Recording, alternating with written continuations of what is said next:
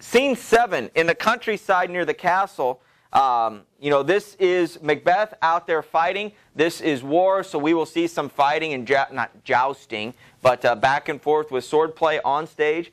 This is a lot of the action. Even though this is a short scene, we only have 2 more, about 4 more pages in the whole play. A lot of action takes place, a lot of important dialogue back and forth between Macbeth and his fighters and jousters to some degree.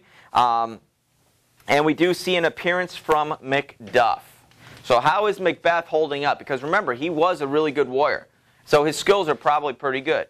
And especially fueled with the notion of no man born of a woman will ever harm me. And so now that Dunsinane, the woods march on Dunsinane, I can't really put a lot of stock in that anymore. At least I have this, because everybody's born of a woman.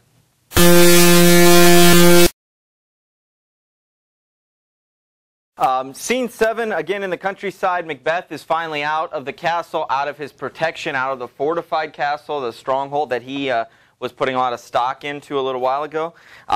He's out there. He goes, "They have tied me to a stake. I cannot fly, but bear-like." So back then in gladiatorial times, you might have seen the movie Gladiator. You know, they're down in the middle, and sometimes they would stake animals in there, and people would fight them. Okay, it was man versus beast and stuff. And he's trapped. He knows it. He's like a bear staked to the ground. Dogs coming after me, and I can just fend for myself. He knows he can't get away, but he's pretty invincible at this point. And so he's going to continue to fight the course and keep going. What's he that was not born of a woman?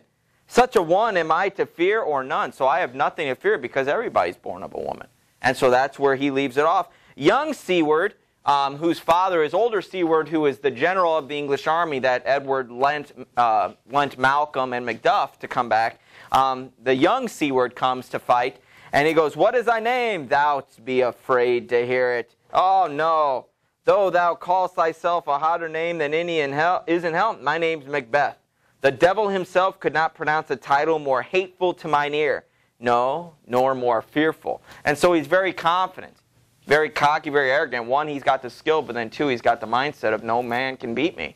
And so he fights and slays young Seward, and Macbeth takes off.